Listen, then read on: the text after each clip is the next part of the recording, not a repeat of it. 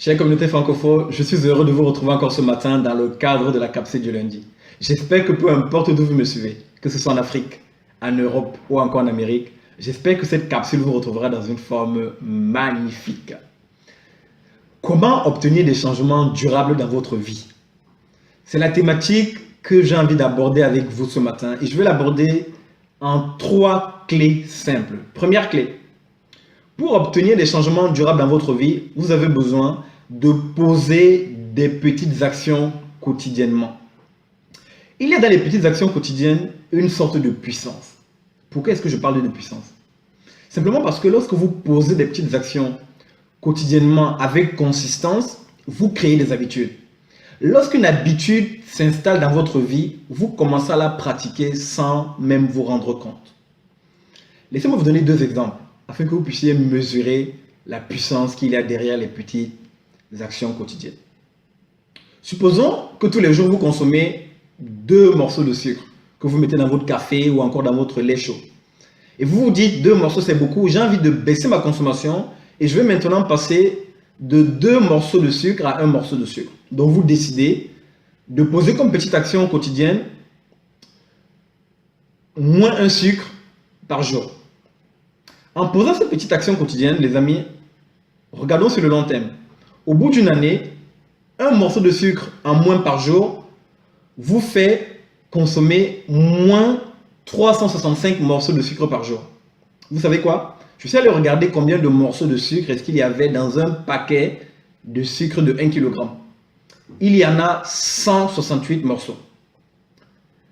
365 morceaux par rapport à 168 morceaux de sucre, cela vous fait un peu plus de 2 paquets de sucre non consommé. Tout est parti simplement d'une petite habitude, consommer moins d'1 morceau de sucre par jour. Les amis, laissez-moi vous donner un autre exemple pour que vous puissiez comprendre la puissance qu'il y a dans les petites actions posées quotidiennement. Supposons que vous ayez du mal à lire et vous avez un livre de 150 pages que vous devez lire. Comment faire pour pouvoir le lire? La petite action quotidienne que vous pouvez mettre en place ici, c'est simplement de décider de lire tous les jours 10 pages. Si vous décidez de lire tous les jours 10 pages, en 15 jours, vous aurez terminé de lire votre livre de 150 pages. Cela veut dire quoi? Cela veut dire qu'en 1 mois, vous avez la possibilité de lire 2 livres de 150 pages. Poussons notre réflexion plus loin. Ce qui veut dire qu'en 1 an, vous aurez lu 2 livres fois 12 mois, ce qui vous fait 24 livres. Tout est parti d'une simple petite habitude, une simple petite action à poser quotidiennement, à savoir lire 10 pages par jour. Les amis, il est véritablement important de voir la puissance qui se cache derrière les petites bonnes habitudes. Ça, c'était la première clé. Deuxième clé, ne vous comparez pas aux autres. Vous savez, lorsque nous voulons voir des changements dans notre vie, nous avons souvent tendance à vouloir nous comparer à d'autres personnes, à vouloir comparer nos résultats aux résultats qu'ils ont obtenus. Ce qu'il est important d'avoir ici en tête, c'est au lieu de me comparer à quelqu'un d'autre, il faut que j'apprenne en fait à me comparer à moi-même. Qu'est-ce que j'entends par se comparer à soi-même? Se comparer à soi-même, c'est simplement développer l'habitude de comparer la personne que vous étiez hier à la personne que vous êtes devenue aujourd'hui. Autrement dit, il s'agit simplement de vous poser la question de savoir qu'est-ce que vous pouvez faire de nouveau pour être la meilleure version de vous-même, pour être une meilleure personne par rapport à la personne que vous étiez hier. Très important ce deuxième point. Je vous donne un exemple pour pouvoir mieux l'appréhender et voir comment vous pouvez le mettre en pratique dans votre vie. Vous savez, supposons que vous soyez en train de faire un régime pour perdre quelques kilos.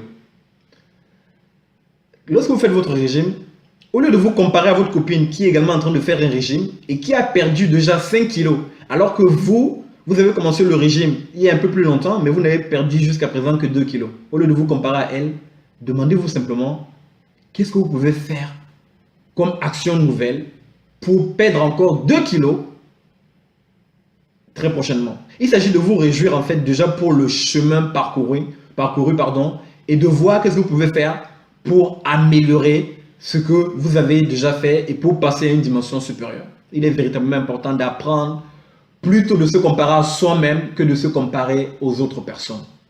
Là, c'était la deuxième clé. Troisième clé pour terminer. Il est important d'être conscient de votre pourquoi. Cette clé est vraiment puissante. Pourquoi voulez-vous maigrir? Pourquoi voulez-vous changer? Pourquoi voulez-vous devenir végétarien? Pourquoi? Telle est la question que vous devez vous poser. En fait, très souvent, nous décidons de poser des actions, nous décidons de vouloir avoir des changements dans notre vie sans avoir pris le temps d'évaluer quel est notre pourquoi. C'est-à-dire quelle est notre véritable motivation intérieure. Les amis, si votre pourquoi ou votre motivation interne n'est pas suffisamment forte, je vous assure que vous aurez du mal à obtenir des résultats durables, des changements durables dans votre vie. Pourquoi je vous dis ça? Simplement parce que lorsque votre pourquoi n'est pas suffisamment fort, lorsque vous allez faire face à des obstacles, vous allez facilement abandonner. C'est pour ça qu'il est important d'évaluer votre pourquoi et qu'il est important d'avoir un pourquoi suffisamment fort. Je vous donne un exemple pour terminer. Je reviens sur la question du régime. Si vous décidez de faire un régime parce que vous vous comparez à quelqu'un d'autre et que vous voulez ressembler à cette personne, je peux vous assurer que votre pourquoi n'est pas suffisamment fort. Mais si vous décidez de faire un régime parce que vous tenez à votre santé, parce que vous estimez que votre santé est primordiale pour vous, alors là, vous avez un pourquoi qui est fort. Parce que lorsque vous allez faire face à des obstacles, parce que vous tenez à votre santé, vous allez faire les efforts nécessaires pour pouvoir continuer à faire votre régime. Les amis, voilà les 3 clés que je voulais partager avec vous ce matin. Je vais récapituler. Première clé, prenez l'habitude de poser des petites actions quotidiennement et de façon consistante. Ça, c'était la première clé. Deuxième clé, ne vous comparez pas aux autres. Arrêtez de vous comparer aux autres. Apprenez à vous comparer à vous-même. Et troisième clé, qui est également tout aussi importante, soyez conscient de votre pourquoi. Les amis, vous avez là 3 clés qui sont simples à mettre en pratique. Prenez le temps de vous poser et voyez comment vous pouvez les mettre en pratique dans votre vie. Et je vous assure que si vous le faites de façon consistante, vous aurez assurément des changements durables dans votre vie. Chère communauté francophone, jusqu'à notre prochaine capsule, je veux simplement vous dire que je suis sincèrement reconnaissant de vous compter parmi ces hommes et ces femmes qui me suivent semaine après semaine et qui m'encouragent à faire ce que je fais. Je vous dis merci de tout cœur. À très bientôt.